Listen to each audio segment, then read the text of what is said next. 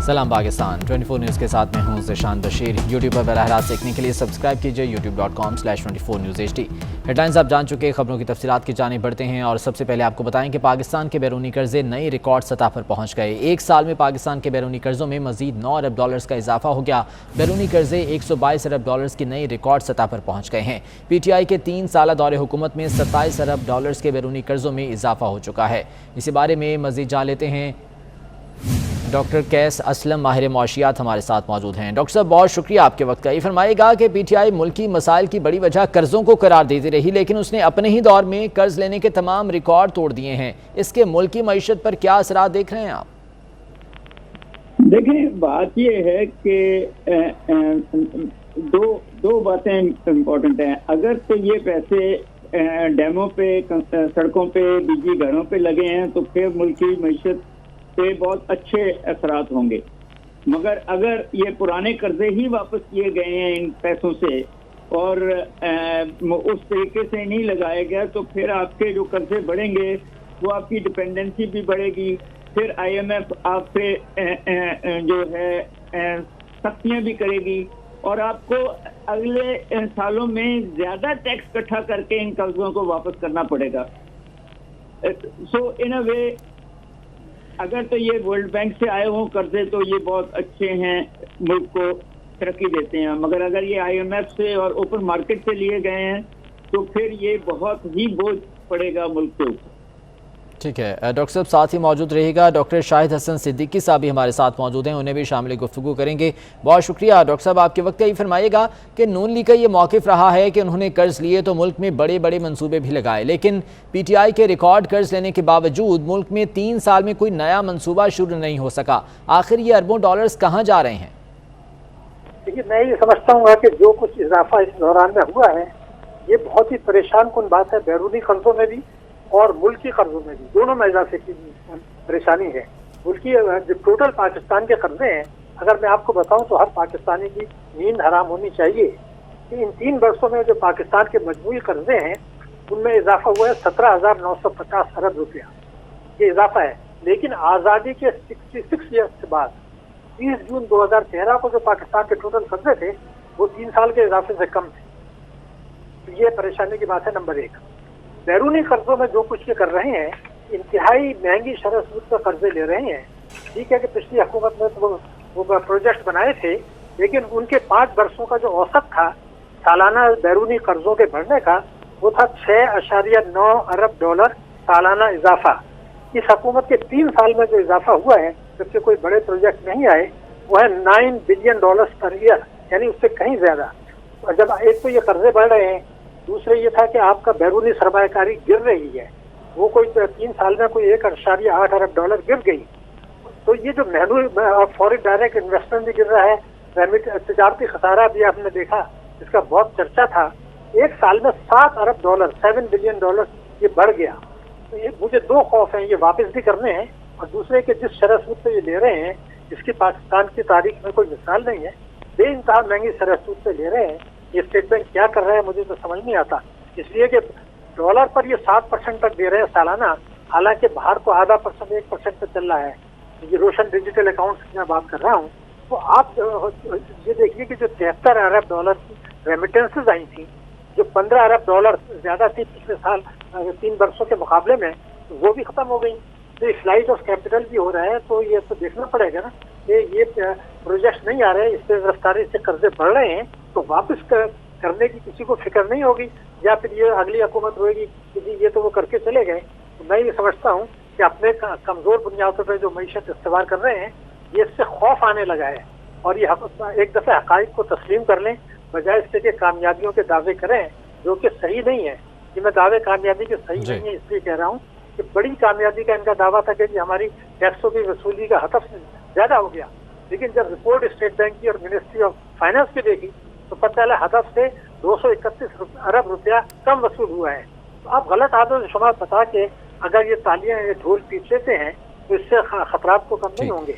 मैं तो यही चाहूंगा यानी कि ग्राउंड रियलिटीज़ कुछ और हैं। बहुत शुक्रिया डॉक्टर शाहिद हसन सिद्दीकी साहब हमारे साथ मौजूद थे, डॉक्टर कैस असलम साहब हमारे साथ मौजूद थे, आपका भी बहुत शुक्रिया।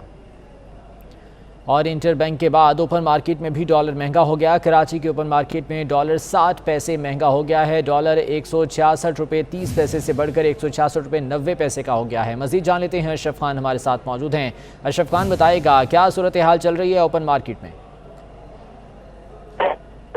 महंगा हुआ 34 पैसे। अब इंटर बैंक के बाद ओपन मार्केट में डॉलर आज 60 पैसे महंगा हो गया। ओपन मार्केट में डॉलर 166 रुपये 30 पैसे की सतह पे पहुंच गए। डॉलर के साथ ये दीगर करेंसी की महंगी हो गई है। ओपन मार्केट में यूरो 1 रुपये 30 पैसे महंगा हो गया, 196 रुपये का हो गया। ओपन मार्केट में बरतानी 70 पैसे महंगा, 29 रुपये 50 पैसे पहुंच गया।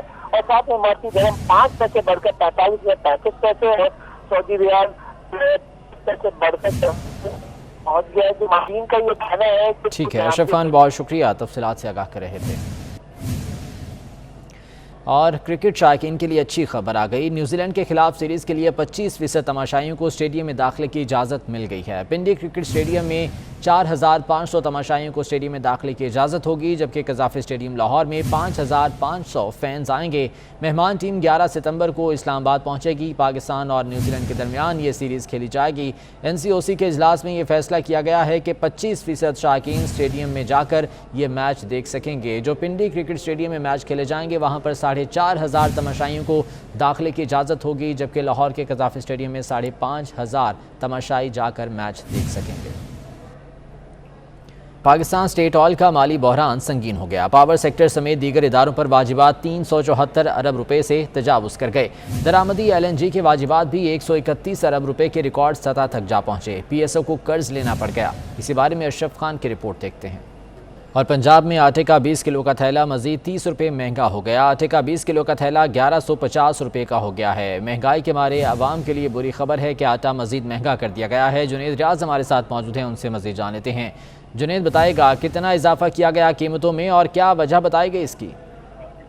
जी, सरकारी गंदम जो है वो फराहम नहीं की जा रही और यही बुनियादी वजह है कि आटे की कीमतें में रोज़ बरोज़ इजाफा हो रहा है। अगर पिछले 3 रोज़ की बात की जाए तो 50 रुपये तकरीबन जो है वो आटे के थैले के पीछे इजाफा हो गया और 20 किलो का आटे का थैला जो है वो 1150 रुपये का हो गया। और 3 रोज़ कबल ये 1100 रुपये का फरोख्त किया जा रहा था। और इस पर न सिर्फ शहरियों ने तशवीश का इजहार किया बल्कि खवातीन की बड़ी तादाद ने भी इस पर तशवीश का इजहार किया कि घर का किचन चलाना मुश्किल हो गया। और इस पर फ्लोर मिलर एसोसिएशन ने भी जो है वो हुकूमत को खत लिखा है, जिसमें उन्होंने अपील की है कि फौरी तौर पर सरकारी गंदम जारी की जाए ताकि आवाम को एक तो रिलीफ फराहम किया जा सके और दूसरा सस्ता आटा भी फराहम किया जा सके। बहुत शुक्रिया जुनेद अपडेट करने के लिए।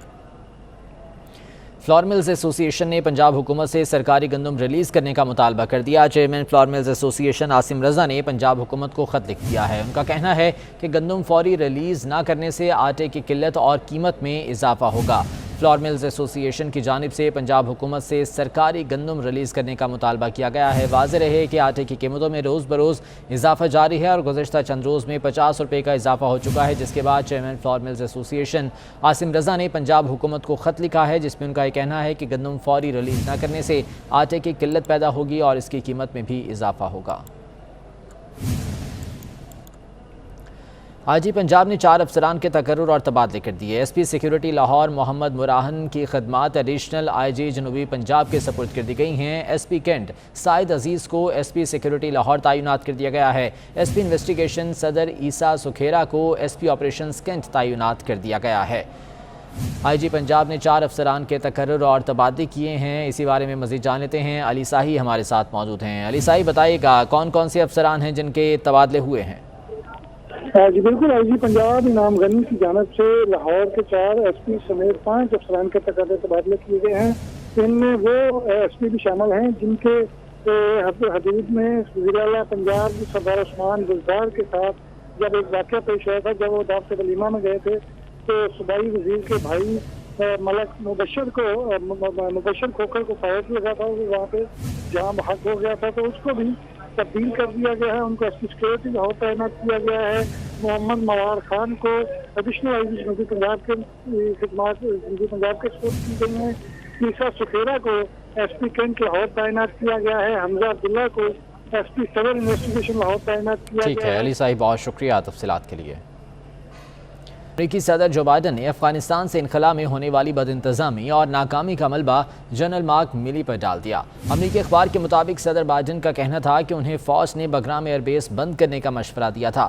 جو بائیڈن کے مطابق فوجی حکام نے انہیں کہا کہ افغان آرمی طالبان کو کابل آنے سے روکے گی، بگرام ایئر بیس بند کر کے کابل ایئرپورٹ سے انخلا کا عمل بغیر کسی رکاوٹ کے مکمل کر لیں گے۔ امریکی صدر جو بائیڈن نے افغانستان سے انخلا میں ہونے والی بد انتظامی کا ملبہ جنرل مارک ملی پر ڈال دیا۔ FATF کی سفارشات پر عمل درآمد کا معاملہ۔ نیشنل کوارڈینیشن کمیٹی کے اجلاس میں FBR نے ریئل اسٹیٹ کے تحفظات دور کر دیے۔ بلڈرز اور ریئل اسٹیٹ ایجنٹس کے لیے 20 لاکھ روپے کی کیش رپورٹنگ کی شرط ختم کر دی۔ مزید جان لیتے ہیں، وقاص عظیم ہمارے ساتھ موجود ہیں۔ وقاص، اپڈیٹ کیجیے گا۔ جی، فائنینشیل ایکشن ٹاسک فورس کی سفارشات پر عمل درآمد کے لیے نیشنل کوارڈینیشن کمیٹی کا اجلاس FBR میں ہوا ہے، جس میں FBR کے اعلیٰ حکام اور ریئل اسٹیٹ سیکٹر سے وابستہ جو نمائندے ہیں انہوں نے شرکت کی ہے۔ سب سے پہلی بات میں یہ سمجھتا ہوں کہ 27 نکات میں سے 26 نکات FATF کے کمپلیٹ ہو چکے تھے۔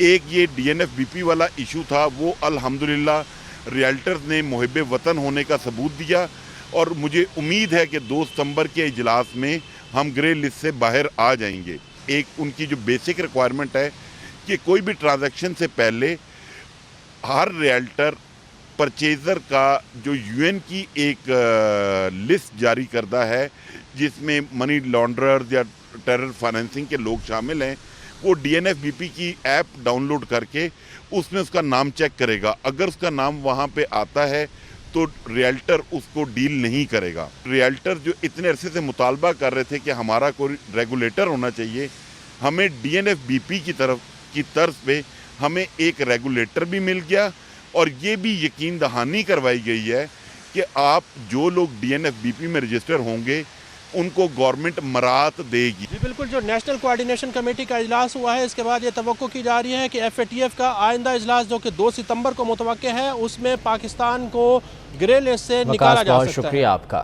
پاکستان میں تعینات ایران کے سفیر سید محمد علی حسینی نے نیول ہیڈ کوارٹرز اسلام آباد کا دورہ کیا۔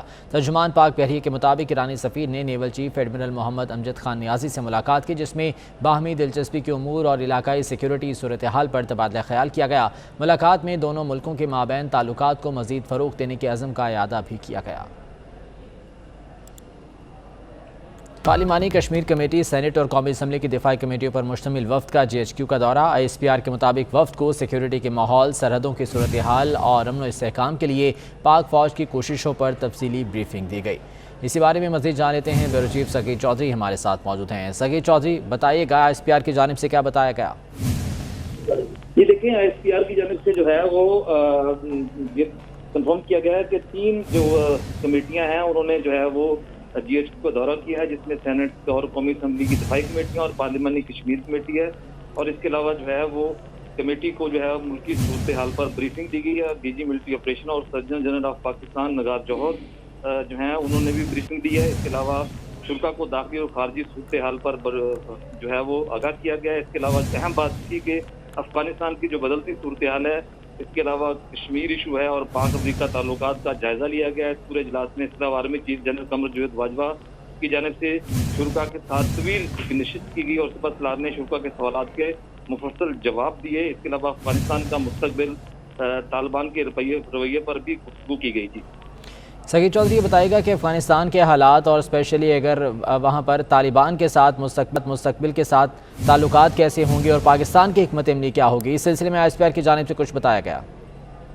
دیکھیں، اس میں جو ہے وہ اس کا تفصیل سے جائزہ لیا گیا، چونکہ افغانستان میں جو موجودہ صورتحال چل رہی ہے اور وہاں پر جو ہے وہ جو لوگوں کی مسائل ہیں، اور اس کے علاوہ وہاں پر جو صورتحال کا سارا جائزہ لینے کے بعد جو ہے وہ ڈسکس کیا گیا، اور اس حوالے سے پارلیمنٹ کو باقاعدہ جو کمیٹیاں ہیں ان کو اعتماد میں لیا گیا، اور اس میں ملٹری اسٹریٹجی، اس کے علاوہ اور کشمیر اور علاقائی سلامتی پر بھی بریفنگ دی گئی ہے، اور افغانستان کی صورتحال پر جو ہے وہ تفصیلاً جو ہے وہ اس کا جائزہ لیا گیا تمام پہلوؤں سے۔ جی ٹھیک ہے، سگی چودھری اس بارے میں آگاہ کر رہے تھے۔ پارلیمانی کشمیر کمیٹی، سینٹ اور قومی اسمبلی کی دفاعی کمیٹیوں پر مشتمل وفد نے GHQ کا دورہ کیا ہے۔ ISPR کا یہ کہنا ہے کہ وفد کو سیکیورٹی کے ماحول، सरहदों की सूरत हाल और अमन व इस्तेहकाम के लिए पाक फ़ौज की कोशिशों पर तफसीली ब्रीफिंग दी गई है। अमन व इस्तेहकाम के लिए पाक फ़ौज की जानिब से उठाए जाने वाले इक़दाम के हवाले से आगाह किया गया है। ISPR का ये कहना है कि अफ़गानिस्तान की सूरत हाल बिलखुसूस जो सरहदों की सिक्योरिटी सूरत हाल है उस हवाले से ब्रीफिंग दी गई और कश्मीर के मामलात और इस हवाले से भी बात की गई है। पार्लिमानी कश्मीर कमेटी, सेनेट और कौमी असम्बली की दिफाई कमेटियों पर मुश्तमिल ये वफ़द था जिसने JHQ का दौरा किया है और यहाँ पर army chief general Qamar Javed Bajwa भी मौजूद थे। ISPR के मुताबिक वफ़द को सिक्योरिटी के माहौल पर तफसीली ब्रीफिंग दी गई और तमाम तर जो ताज़ा तरीन सूरत हाल है उससे आगाह किया गया, जबकि सरहदों की सूरत हाल और अमन व इस्तेहकाम के हवाले से भी पाक फ़ौज की कोशिशों पर बात की गई। इस बुलेटिन से इतना ही, वापस आएंगे हेडलाइंस के साथ।